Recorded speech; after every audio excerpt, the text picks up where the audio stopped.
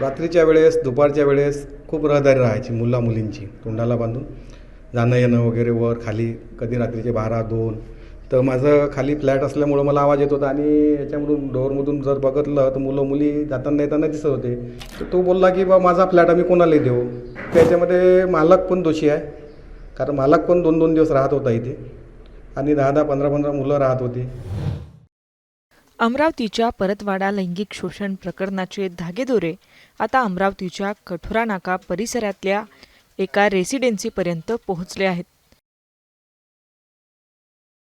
नुकत्याच झालेल्या पोलीस तपासातून याबद्दलची धक्कादायक माहिती समोर आली आहे.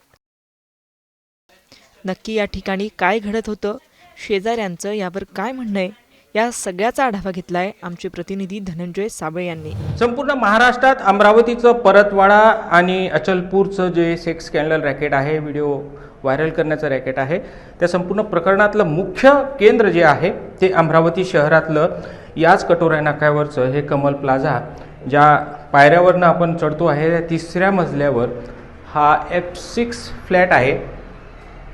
यामध्येच अयान जो आहे ना आपला अय्याशी करत होता, या ठिकाणी अश्लील व्हिडिओ या ठिकाणी काढत होता आणि खालचे फ्लॅटवाले याची कंप्लेंट करत होते, कारण बऱ्याच वेळा या फ्लॅटमध्ये मुलींची जे आहे ती या ठिकाणी ये-जा होती, त्रास होत होता इथल्या फ्लॅट धारकांना.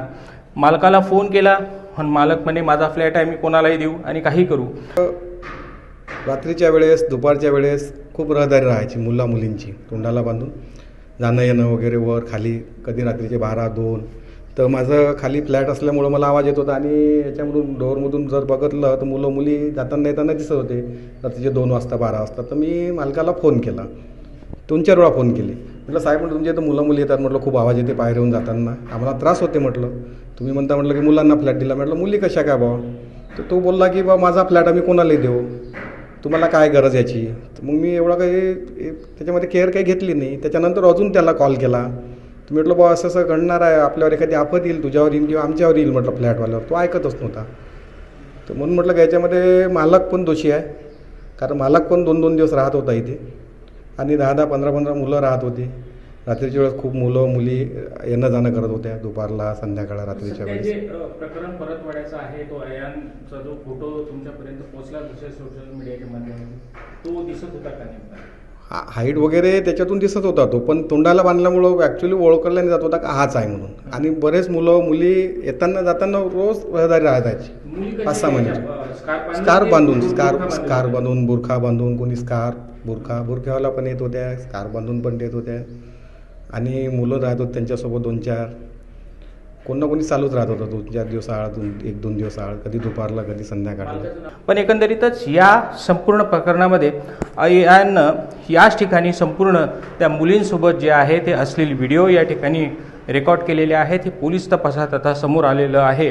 तरी या ठिकाणी पोलिसांच्या म्हणण्यानुसार हा जो फ्लॅट आहे हा मानव नावाच्या व्यक्तीकडे होता आणि तो लॉक लावून फरार झालेला आहे. त्याचा शोध आम्ही घेतो आहे.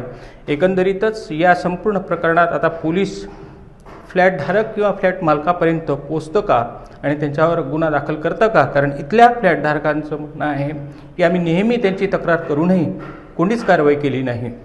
धनंजय साबळे, मुंबई तक, अमरावती.